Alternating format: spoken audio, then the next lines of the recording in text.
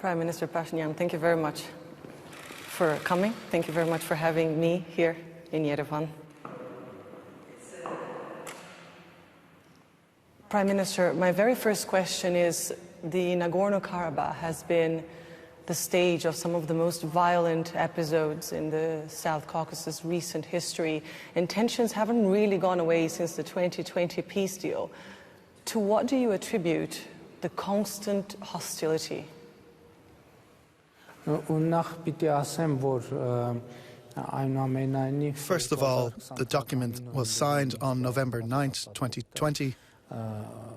It is not a peace treaty or a peace deal, as you said, in its legal sense, but not so much the EU as de facto.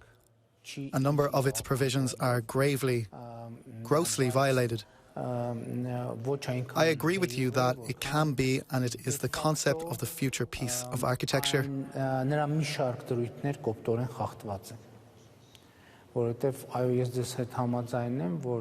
But unfortunately, many provisions are regularly violated by Azerbaijan. They are currently violated.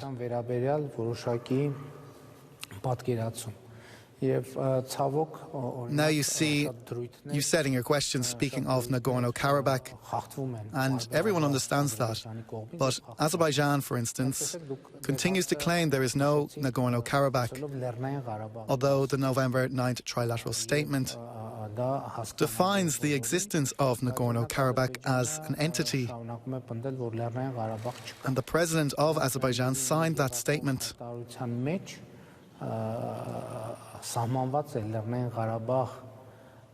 Furthermore, it reads that in Nagorno-Karabakh there is a line of contact, and Nagorno-Karabakh has a territory that is defined by paragraph 7 of the trilateral statement.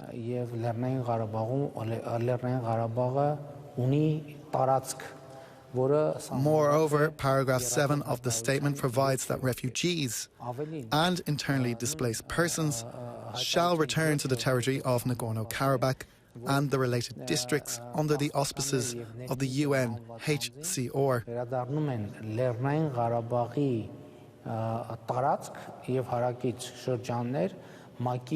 Unfortunately, to date, Azerbaijan has not secured it, and this right has not fulfilled its obligation. Moreover, during the war, in a number of villages that the Armenian population was forced to flee from, they are carrying out construction works, and Azerbaijan declares that it will resettle these territories with Azerbaijanis. And all these factors, let alone until now, in spite of paragraph 8 of the trilateral statement, the prisoners of war, captives, hostages, other detained persons, other persons held, have not been returned. There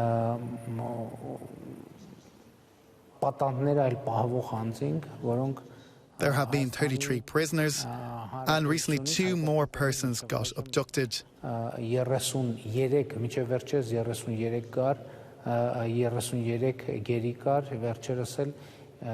turning to the Lachin corridor, which is mentioned in the trilateral statement to which you referred, the purpose of which is to ensure the link between Nagorno-Karabakh and the Republic of Armenia by signature of the President of Azerbaijan, that this corridor must be under the control of Russian peacekeepers. The Lachin corridor, by the way, is not just a road. I want to draw that to your attention. It's a 5-kilometre wide space, and it is currently illegally blocked by Azerbaijan.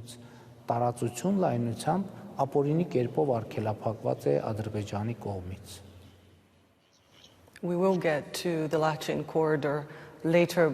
I wanted to ask you about these peace negotiations. You have just been back from Brussels, where you met the president of Azerbaijan. You have been meeting several times under the mediation of the EU as well. These peace talks have been filling many people with hope of lasting peace in this region. From what you're saying, we are wrong to be hopeful, though. Can there be peace, and what was What can you tell us about what came out of these talks in Brussels? Խաղաղություն ոչ միայն կարող է, այլ պետք է լինի, որովհետև դա է իմ There must be peace. This is my belief and my position. And this is what I believe in.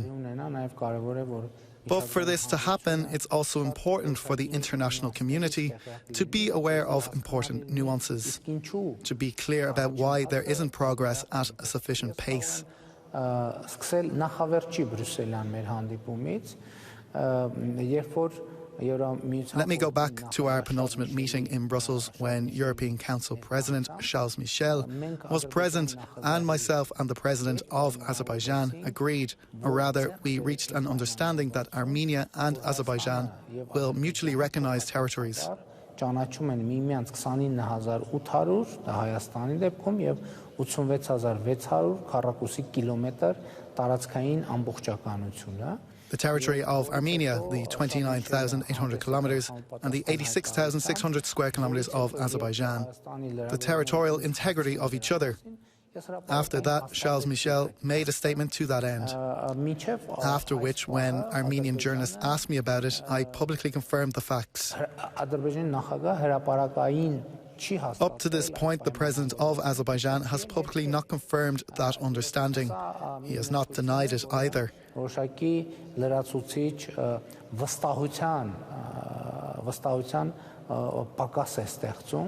Now, this is a subtlety that creates a certain lack of trust, and our understanding also is that between Baku and Stepanakert, the capital of Nagorno-Karabakh, the main city there must be a dialogue between Baku and Stepanakert about the rights and security of the Armenians of Nagorno-Karabakh in the framework of an international mechanism, and that dialogue so far has not taken place. But we need to follow up on this, and we need to work for this. Nobody promised it was going to be easy to reach peace. If it were easy, it would have long ago been achieved.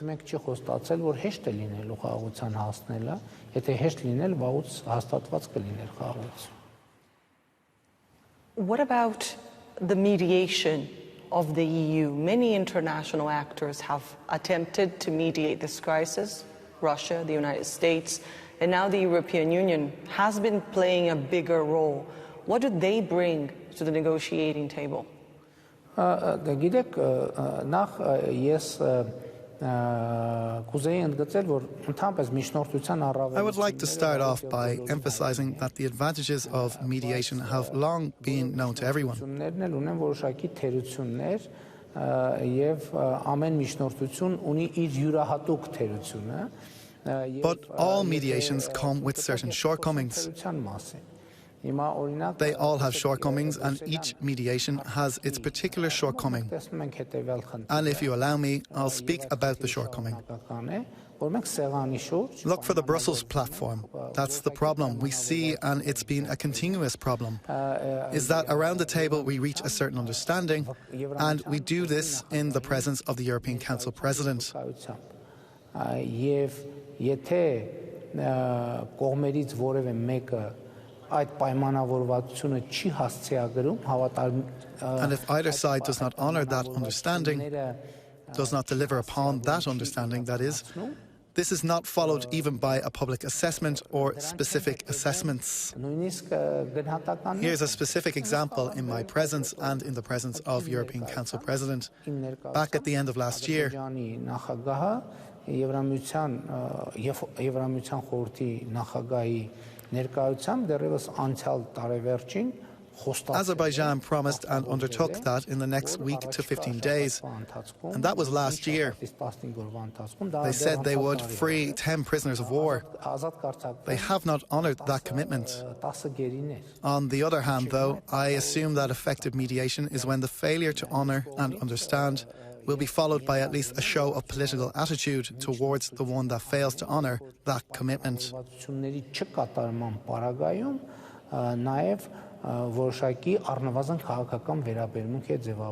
At the Brussels platform, for instance, we are not seeing this.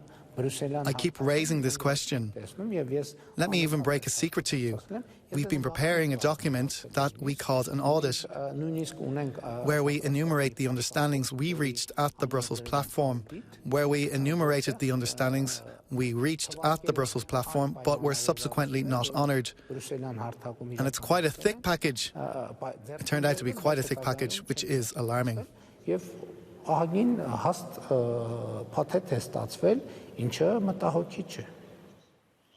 You're saying that Brussels isn't following up when it comes to the shortcomings of either side? If without diplomacy, then yes. Do you think that the fact that the West has been playing a bigger role here, the United States and Europe, has that antagonized a more traditional regional power broker, Russia, or the other way around, the fact that Russia is more involved, or one would say bogged down in Ukraine, has given more space for other players to come and try to help you and Azerbaijan potentially find common ground? Գիտեք, իրականում տես դրվագներ լինում են, երբ որ պատկերավոր ասած աշխարհքաղաքական խանդի որոշակի տեսարան. Those episodes do occur when we see some geopolitical jealousy. We've seen this, but I'm glad to say that now the emphasis seems to have changed somewhat, and that change concerns what we hear from different sides, statements that any platform that is going to be favourable for the peace process, they would welcome and they will continue to welcome such platforms. And this is very important. Եվ այդ փոփոխությունը հետևյալն է, որ մենք տարբեր կողմերից լսում ենք հայտարարություններ, որ ցանկացած հարթակ, որը բարենպաստ կլինի. Let me remind you that these international competition scenes are linked with us directly, because you know that the OSCE Minsk group co-chairs have been created for addressing the Nagorno-Karabakh conflict. Մեր միջազգային, այսպես ասած, մրցակցության կամ այդ տեսարանները իրականում մեզ հետ ուղիղ չեն կապված, որովհետև դուք գիտեք, որ ԵԱՀԿ Մինսկի խմբի համանախագահությունն էր գործում, որը ստեղծված էր Լեռնային Ղարաբաղի խնդրի հասցեագրման համար, but since February 24, 2022, the co-chairs simply stopped interacting. Some of them decided they do not want to interact with the other co-chairs, and that's when a problem arises. Չի ուզում շփվել mյուս մասի հետ. Եվ այդտեղ առաջացավ նման խնդիր, եւ իրականում այդ ձեր նշած You're referring to, or what I call geopolitical jealousy, emerged after that date. Before that, such a genre did not exist. But on the other hand, it would have been more productive if the international partners bring together their efforts. There have been recently signs that nevertheless they are somewhat interested in this latter logic. Կան նշաններ, որ նրանք այնուամենայնիվ այս տրամաբանության նկատմամբ, երկրորդ տրամաբանության նկատմամբ որոշակի հետաքրքրություն ցուցաբերում են. President Vladimir Putin has invited you and the president of Azerbaijan for another round of talks in Moscow. What would you say Russia's influence in this region is like today? Let me first say that I have not received any invitation yet. I have to emphasize that. Regarding Russia's presence, of course, due to the virtue of the events in Ukraine, not just Russia, but other geopolitical actors' interests in our region has been declining because, in practice, Ukraine is where all the international attention is focused. Գործնականում Ուկրաինան ամբողջ միջազգային ուշադրությունը կենտրոնացնում է իր վրա եւ իհարկե այդ գործոնը կա. And yes, that is a factor, but Russia is present in our region. Russia is present in Nagorno-Karabakh. Russia is present in the Republic of Armenia. But the EU is present too, which is a new factor. The EU civilian mission on the border between Armenia and Azerbaijan, the mission was supposed to be on both sides. Պրահայում 2022 թվականի հոկտեմբերի 6-ին քառակողմ հայտարարության ընթացքում ամեն դեպս Initially, that was the understanding which was reached in Prague on October 6, 2022, during the quadrilateral statement. That was when the EU mission came first to our region. Initially, it seemed that we had agreements to have the EU mission present on both sides of the border. But for unknown reasons, Azerbaijan withdrew or gave up on that. Ներկա գտնվեն Եվրամիության առաքելության ներկայացուցիչները, բայց ինչ պատճառներով հնդածած Ադրբեջանը կարծես թե դրանից հրաժարվեց։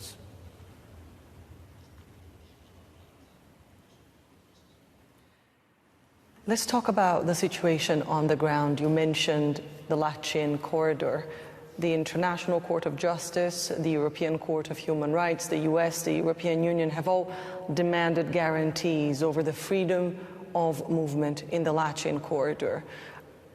What do you know about what's happening in this, which is a crucial gateway for people inside the Nagorno-Karabakh? Նախ ես կուզենայի արտադրության միջազգային դատարանի որոշումը տարանջատել ձեր թվարկած մյուս գործոններից. Regarding the International Court of Justice, I want to view it separately from the other factors that you listed. Because the decision of the International Court of Justice is legally binding. That is the highest international court, the decisions of which have the highest legal force.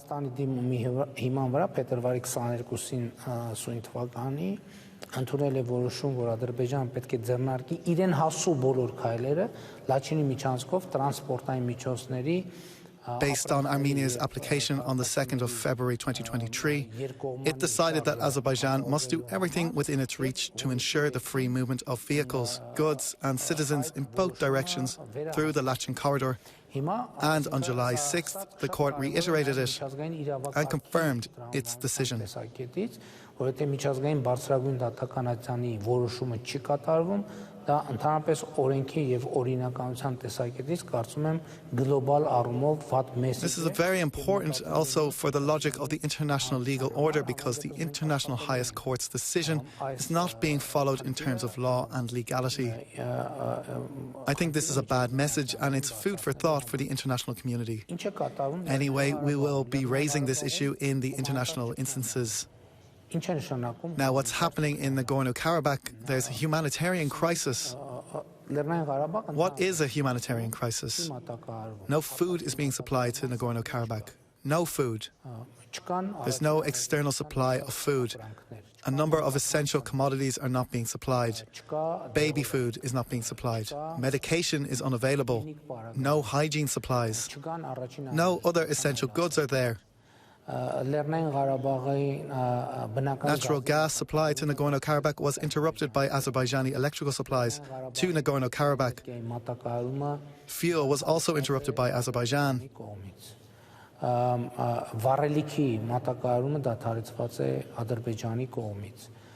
So in this sense, there is a real threat of hunger, as well as health problems and so on and so forth. You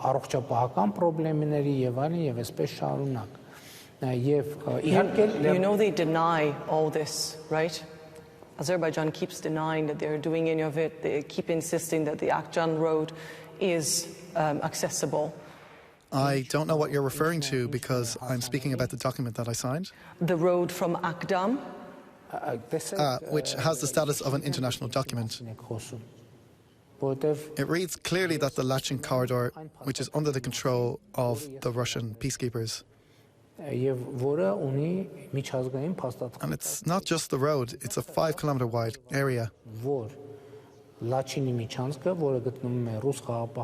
It must be out of Azerbaijan's control and it must ensure a link between Nagorno-Karabakh and Armenia. Well, in principle, it may sound absurd, but the road from the moon to Nagorno-Karabakh is open too. But I cannot refer to institutions which are not known to me, or from Mars, or from the moon, or wherever else. I'm speaking about what is documented. A notion that is on paper now that the road is now closed. If anyone doubts, you can take a trip there and try to reach there.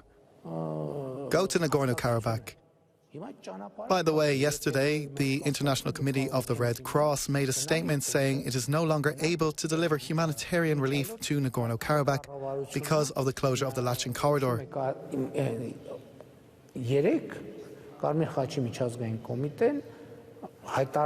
What does this mean? This means that the ICRC officially declared the necessity of delivery of humanitarian aid to Nagorno-Karabakh. Otherwise, they wouldn't say that.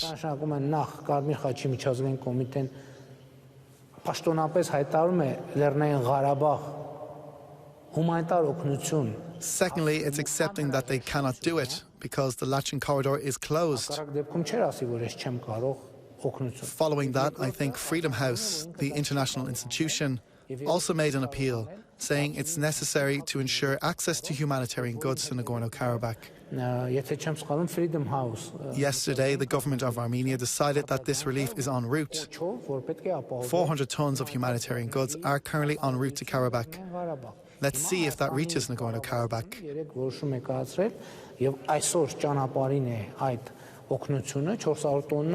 Whether that's under the trilateral statement and the International Court's decision, that aid must reach them. Let's see if it reaches Nagorno-Karabakh.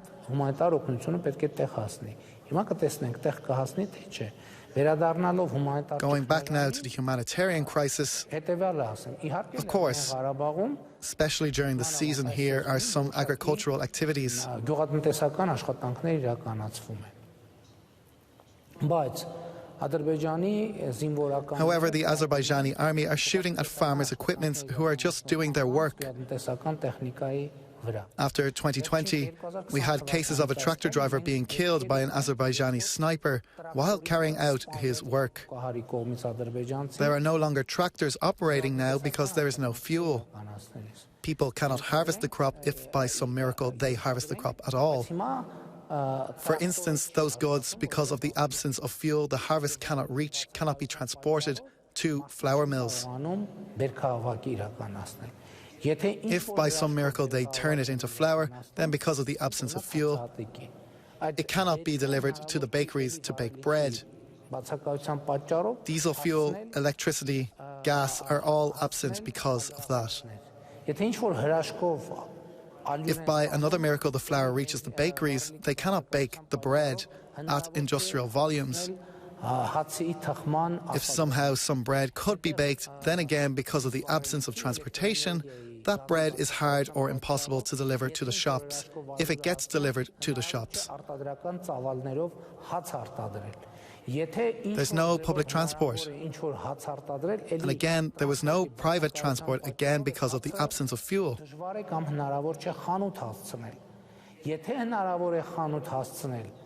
So for people to go and to buy the bread in the shops, if somehow they manage to get to the shop, because of this blockade, all enterprises have shut down.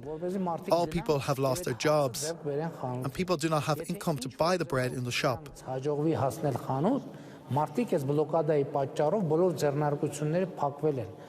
If by some miracle they have the income to buy the bread, the queues are so long and the quantities of goods are so scarce that if by some miracle you reach the shop, that limited quantity, that by miracle after miracle reach the shop, after this chain of miracles and is being sold, they may never get to buy it because of the queue. Think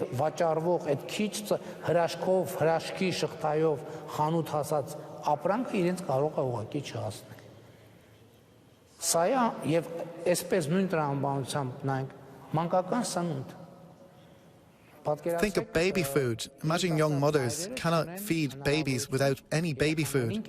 Many of them have started off not breastfeeding their children, so they started off with formula. And then one day, the formula just disappeared.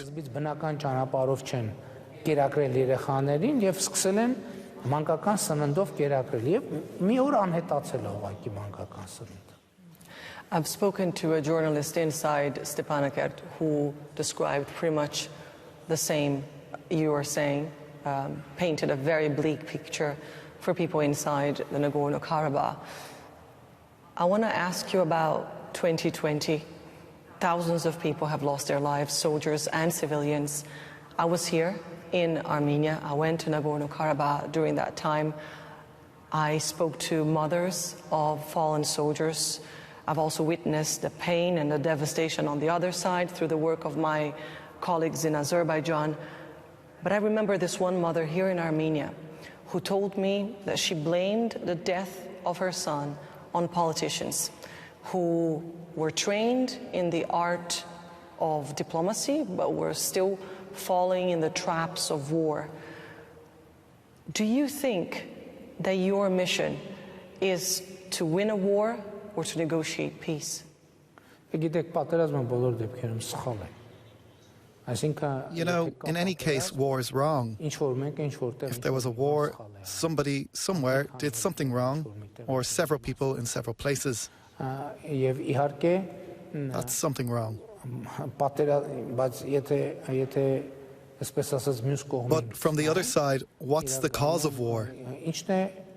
The impossibility of reaching durable peace or of maintaining peace. And that impossibility, is it genuine? Is it real? Is it authentic? Is the other question.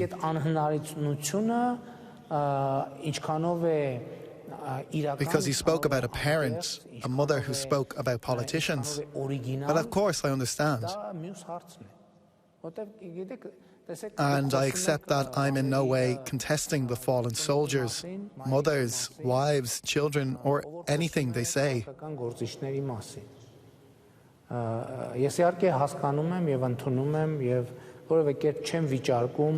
But we forget the context. The politicians are human too.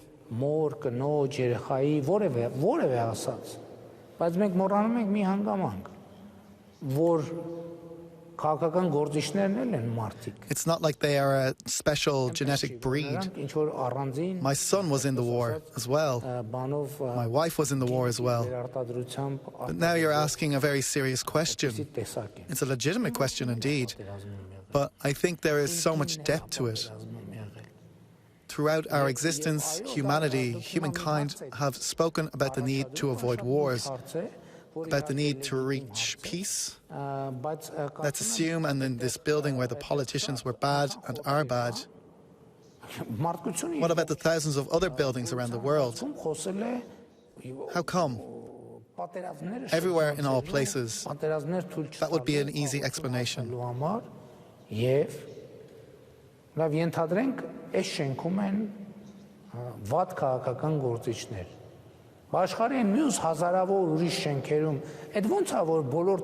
there are people who are people, and there are politicians. So it's because of these bad politicians that they're not allowing these good people to get on with their lives, which is by and large true. But with one misunderstanding, in a democratic society, they might switch places. The politician might become a human, or the human could become a politician and a government official. And the problem is that these cycles have been going on for millennia.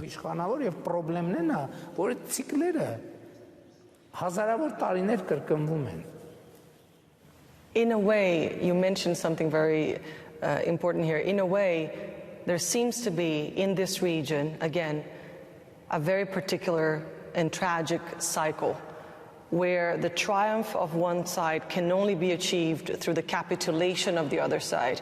Today I spoke to a young Armenian who told me she's a generation of independence, and she said back when she was very young, there used to be talks mediated, I guess organized by Georgia, between Azeri kids and Armenian kids. And she says she remembers that very fondly because they could actually talk. Kids could actually talk. Do you think that peace, if it's brought up by politicians signing a peace deal, do you think it can be implemented in the midst of so much pain and heartbreak? Or instead, should it be built from the bottom up? Yes, I believe. To continue what I said, let me draw your attention to nuance.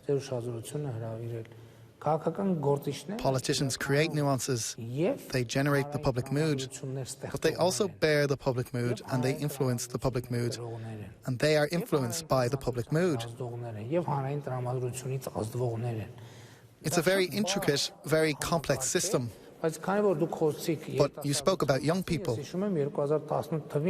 I do remember in 2018 I proposed that idea, and I could see in the social media of Armenians and Azerbaijanis on social media a very engaging, a very expressive and aggressive exchange of language.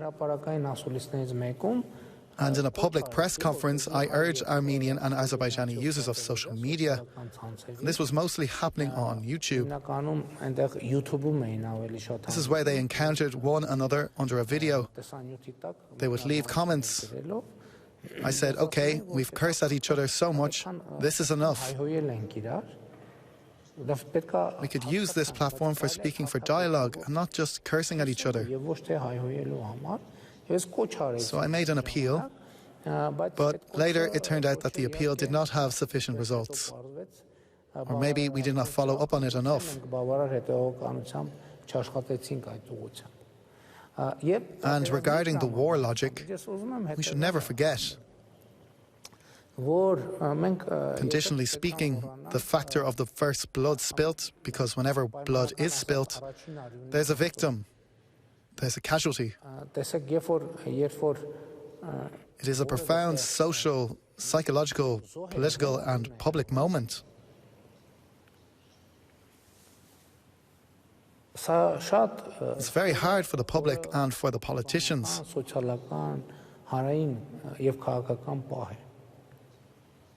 Though in reality there is no such division. I reiterate, politicians do influence the public mood, but vice versa, they are also influenced by the public mood. So it's very hard sometimes to opt for solutions, concessions and decisions which profoundly may be understood that those people who died in the past died for no reason.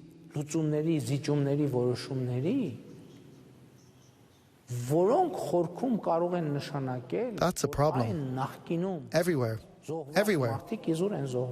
And it's never the problem of one side, because you spoke about the mother of the soldier who died. Imagine what a factor it is, such an important factor, that in this discussion now, you're bringing it up as something we need to discuss. But before that, or after that, even a question may come up. If you now make these concessions, or mutual concessions, what about our children? What did they die for? Nobody has the answer to that question. Nobody can ever give the answer to that question. And you should know that.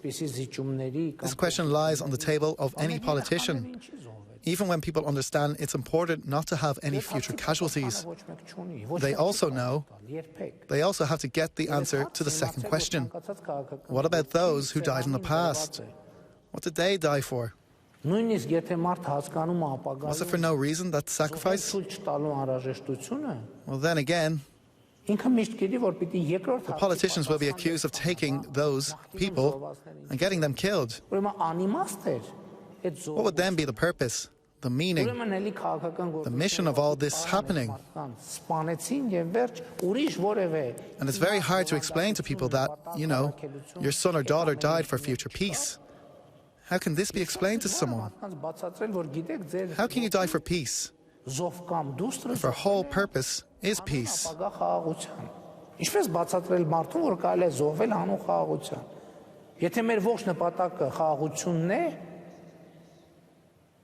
Does that keep you up at night? Do you lose sleep over what happened to your country? Obviously and naturally, yes. Not that I think about it a lot, but it's very hard to sit these thoughts aside for a second and then go work on doing your daily job. I've got one final question to you, Prime Minister. I want to know if you have a message to the other side, but not to the political leaders and the leaders and the politicians that you meet in these talks, but to the people of Azerbaijan. Do you happen to have a message to those who may be watching us right now? Well, you know, I think it's not a good genre because when two politicians are speaking with one another, it's really the two people speaking. Because on one side is the person elected by those people, and on this side is a person elected by these people. So therefore, everything that I said now, this is an international platform. This is also addressed to that people. And if there's anything to communicate, I would say what I have been saying from the start.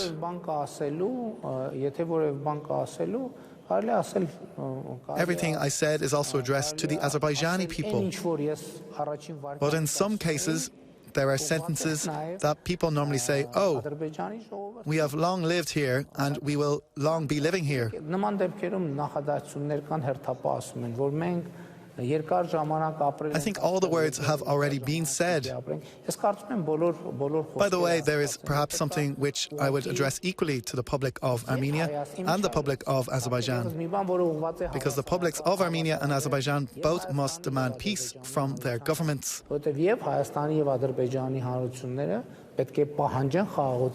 It should be articulated as a public demand. And there needs to be peace, flexibility, and skill to deliver that requirement.